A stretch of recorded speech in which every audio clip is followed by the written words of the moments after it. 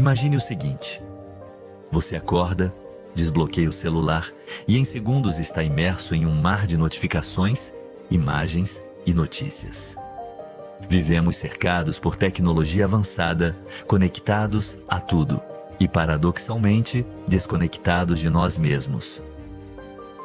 Nos disseram que este é o auge da civilização humana, que vivemos na era da informação, da eficiência, do conforto, que nunca antes tivemos tanto acesso, tanta liberdade, tantas possibilidades. E, no entanto, por que tantos de nós carregam um sentimento crônico de vazio?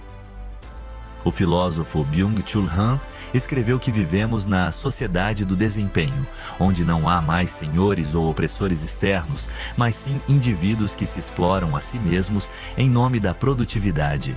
E essa exploração silenciosa gera uma exaustão que não é apenas física, mas existencial. A promessa da modernidade era clara. Com o avanço da ciência e da tecnologia e da economia, alcançaríamos uma vida plena, segura e significativa. Mas a pergunta que ecoa na alma de muitos hoje é simples e devastadora: é só isso? Nesta reflexão, vamos caminhar por entre as ruínas silenciosas dessa promessa quebrada, analisar o paradoxo da modernidade, entender como um mundo tão avançado pode produzir uma sensação tão profunda de desconexão e vazio, e talvez encontrar nesse caminho uma chance de reconexão com o que realmente importa. Desde cedo, aprendemos que estamos vivendo no ápice da civilização. A narrativa é repetida em livros didáticos, discursos oficiais e campanhas publicitárias. Você é privilegiado por ter nascido nesta era. Afinal, o sofrimento de séculos atrás foi reduzido, as doenças foram controladas, o mundo está ao alcance da mão. Mas, e o desconforto que sentimos dentro de nós? Esse não deveria ter sido curado junto com o resto? A modernidade nos vendeu uma ideia sedutora: o progresso como caminho natural e inevitável rumo à felicidade. Cada avanço tecnológico, cada novo aplicativo, cada otimização da vida cotidiana seria mais um passo em direção à plenitude. Mas o que fazer quando a promessa de plenitude resulta na prática numa sensação de fragmentação e cansaço interior? Vivemos em uma cultura que idolatra o novo dispositivo, a nova tendência, a nova meta. Mas há uma pergunta que raramente é feita: novo para quê? O progresso em si não é um vilão, mas quando ele se torna um dogma inquestionável, ele nos cega para os efeitos colaterais. Criamos um mundo cada vez mais rápido, mais eficiente, mais prático, mas também mais ansioso, mais solitário, mais perdido de si. O psicanalista Erich Fromm já alertava que o ser humano moderno corre o risco de transformar-se em um autômato que vive segundo expectativas alheias, sem jamais se perguntar o que de fato deseja. Estamos cercados de recursos, mas perdemos o contato com os recursos internos, com a bússola que orienta não o que devemos fazer, mas o que realmente importa. A crença de que a história caminha linearmente rumo ao melhor é, na verdade, uma construção ideológica. O que a modernidade não nos contou é que progresso técnico não significa necessariamente progresso humano. A tecnologia pode nos levar à Lua, mas não ensina a lidar com o coração partido. A internet pode nos conectar com o mundo inteiro, mas não ensina a escutar o silêncio de um domingo vazio. A promessa da modernidade foi trocada por um ritmo frenético. Em vez de liberdade, temos hiperatividade. Em vez de sentido, temos distrações constantes. A sensação de que algo essencial foi perdido não é um defeito da nossa percepção, é um sintoma do colapso de um ideal que nunca foi realmente sobre o ser humano, mas sobre o sistema. Talvez seja a hora de reformular a pergunta. Não se trata de negar os avanços, mas de olhar nos olhos dessa promessa quebrada e perguntar: em que momento deixamos de caminhar para dentro de nós e passamos a correr apenas para fora? Nunca estivemos tão conectados e nunca nos sentimos tão sozinhos. Vivemos em uma era em que podemos falar com qualquer pessoa, a qualquer momento, praticamente de qualquer lugar do planeta. As mensagens chegam em segundos, as chamadas de vídeo encurtam distâncias. Os algoritmos nos mantêm atualizados sobre a vida de todos. E ainda assim, há um silêncio profundo entre essas conexões. Um silêncio que grita. A promessa era simples. A tecnologia nos aproximaria. Facilitaria o amor, a amizade, o pertencimento. Mas o que aconteceu foi outra coisa. A conectividade virou superficialidade. A comunicação instantânea se transformou em ruído constante. E a presença foi substituída por notificações. O filósofo Martin Buber nos ensinou sobre a diferença entre a relação eu-tu e eu-isso. A primeira é uma relação viva, autêntica, em que o outro é visto em sua inteireza como sujeito. A segunda é utilitária, funcional, em que o outro vira um objeto, um perfil, uma resposta rápida. A tecnologia nos afastou das relações eu-tu e nos mergulhou nas relações eu-isso, onde tudo é medido, avaliado, descartável. Nos acostumamos a conversar por mensagens rápidas, a reagir com emojis, a acompanhar a vida dos outros por postagens editadas e calculadas. Mas quando foi a última vez que você olhou alguém nos olhos por mais de 30 segundos sem uma tela entre vocês? A suposta abundância de vínculos tornou-se um campo minado de comparações. Vemos sorrisos alheios, viagens alheias, conquistas alheias, tudo editado, filtrado, iluminado artificialmente.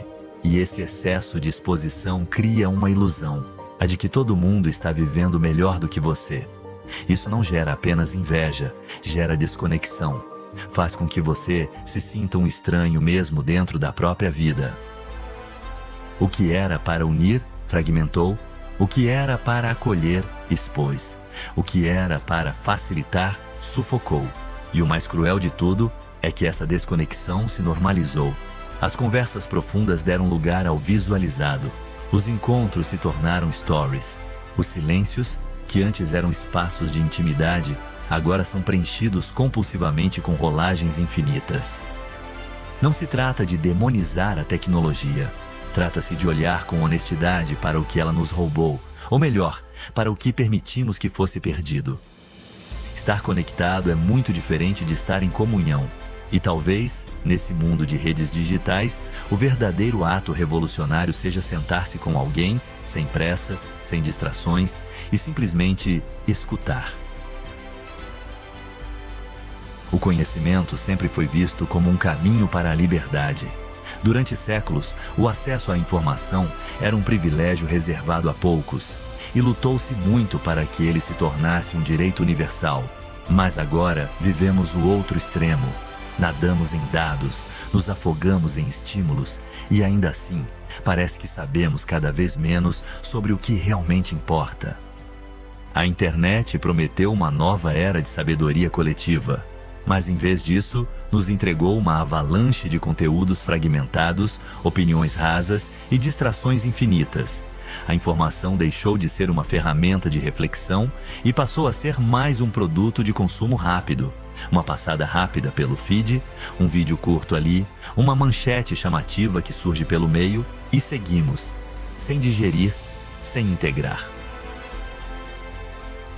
Vivemos em uma sociedade que não valoriza o ser, mas o fazer. O descanso é culpa, a pausa é um erro, o ócio é pecado. Tudo gira em torno da performance. Ser produtivo não é apenas uma expectativa, virou uma identidade. E quem não produz, quem não rende, quem não acelera, sente que não vale nada. Desde a infância somos treinados para correr.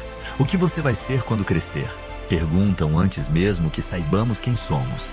A vida se torna uma maratona de metas. Escola, vestibular, carreira, conquistas, status. Mas ninguém pergunta, para onde você está indo com tanta pressa? A psicóloga Marie-Louise von Franz, discípula de Jung, dizia que um dos maiores sofrimentos modernos é a perda do contato com o ritmo interior.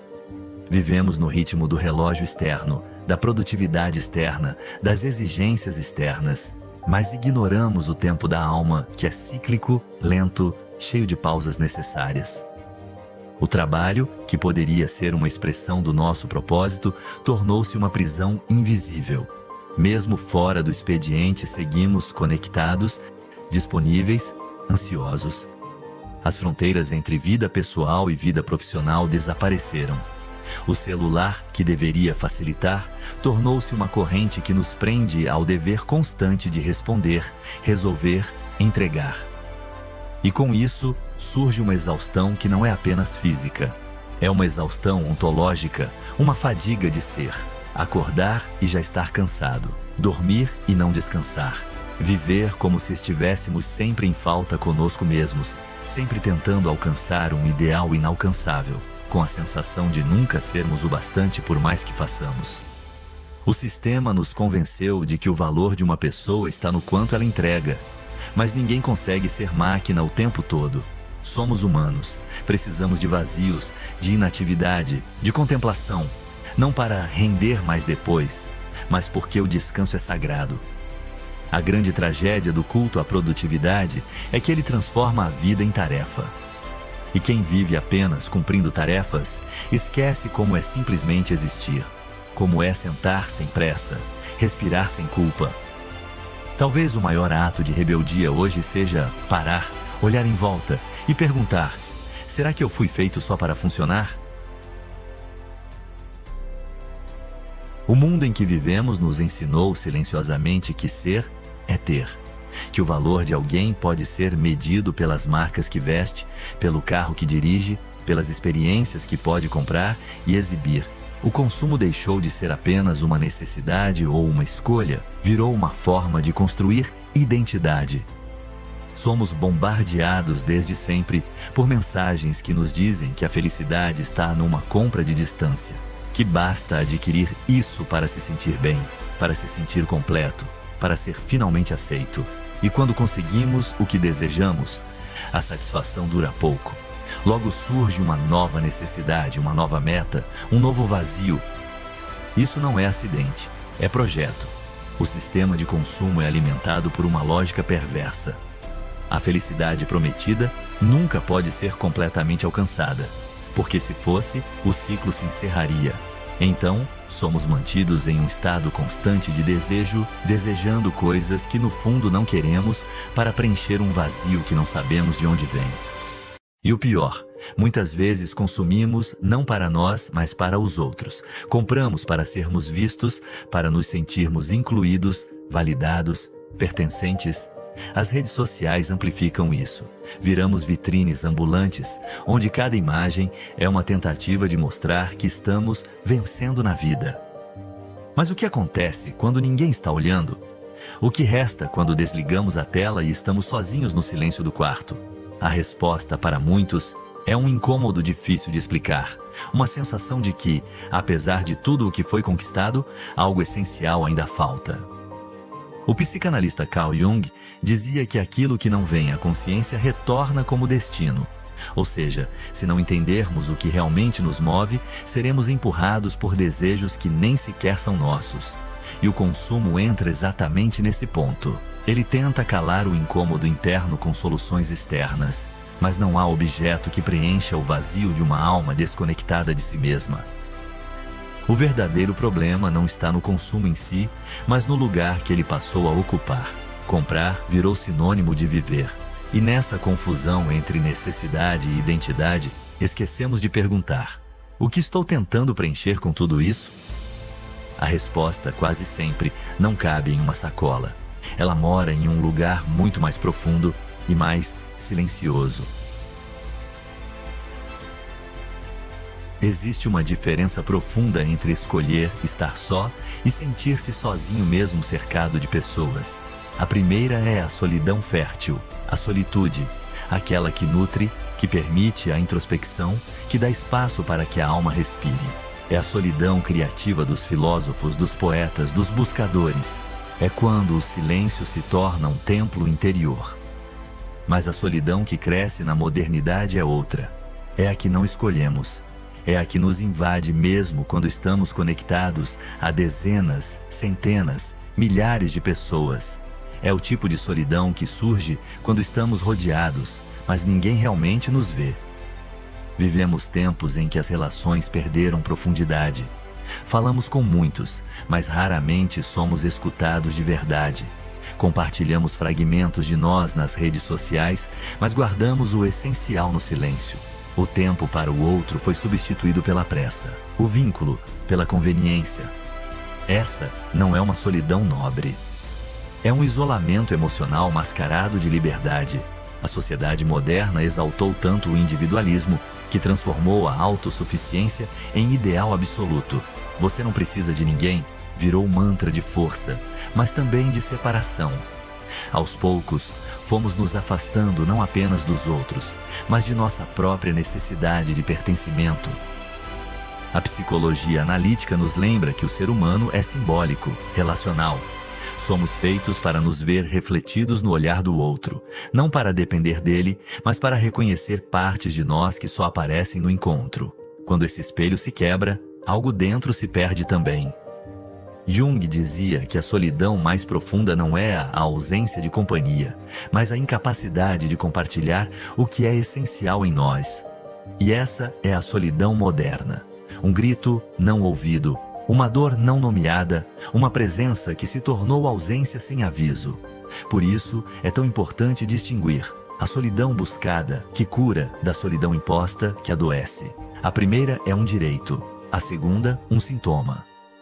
Não estamos falando de estar sozinho para crescer, estamos falando de estar desconectado mesmo entre muitos. E isso, mais do que uma escolha pessoal, é uma consequência sistêmica de um mundo que valoriza o desempenho mais que a escuta, a imagem mais que o afeto, a independência mais que a interdependência.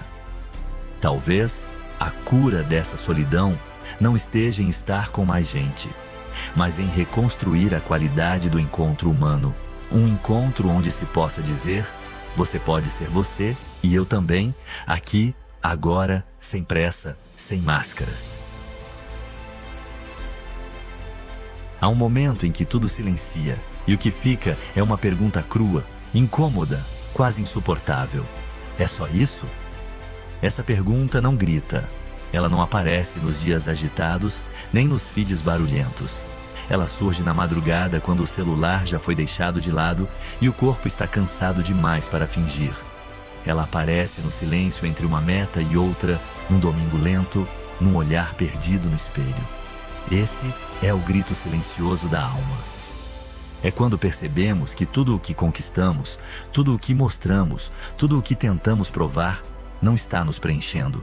É o momento em que as certezas se dissolvem, os papéis sociais perdem sentido e nos vemos diante de um vazio que não pode ser ignorado. A modernidade nos treinou para não ouvir esse grito. Sempre que ele ameaça aparecer, há uma solução pronta. Distração, entretenimento, consumo, desempenho. O sistema não quer que você pare, porque quando você para, você começa a ver. E quando começa a ver, começa a questionar. Jung chamou esse processo de noite escura da alma, um colapso das estruturas externas que sustentavam o ego, abrindo caminho para algo mais profundo emergir. É doloroso, sim, mas é também necessário, porque o que emerge daí não é mais uma identidade fabricada para agradar o mundo, é a verdade do ser. E qual é essa verdade? É que nenhum título, nenhum bem, nenhum número de seguidores poderá substituir a experiência de estar inteiro consigo mesmo. Nenhuma validação externa será suficiente para alguém que perdeu o contato com sua própria essência. O grito da alma não pede respostas fáceis. Ele pede escuta, pede coragem, pede um retorno ao que é autêntico.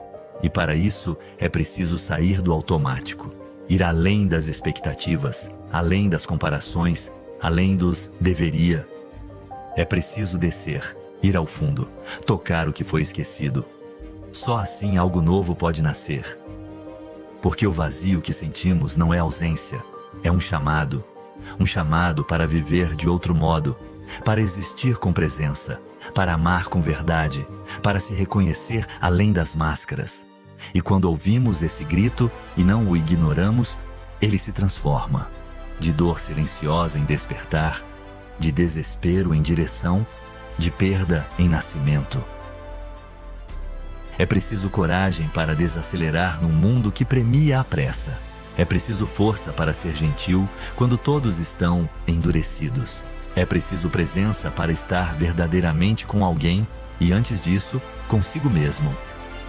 Talvez a maior revolução que possamos viver hoje não seja tecnológica, mas espiritual. Uma reconexão com aquilo que nos torna humanos. Com a simplicidade, com o afeto, com a presença, com o agora. O sentido da vida não está no que se corre para alcançar. Está naquilo que floresce quando paramos de correr. Está no espaço que se abre quando deixamos de buscar fora e começamos a escutar dentro. E você, já parou para escutar o que a sua alma está tentando dizer no meio de tanto barulho? Se essa mensagem tocou algo em você, compartilhe nos comentários. Vamos juntos transformar o ruído em reflexão e a solidão em um espaço de encontro verdadeiro.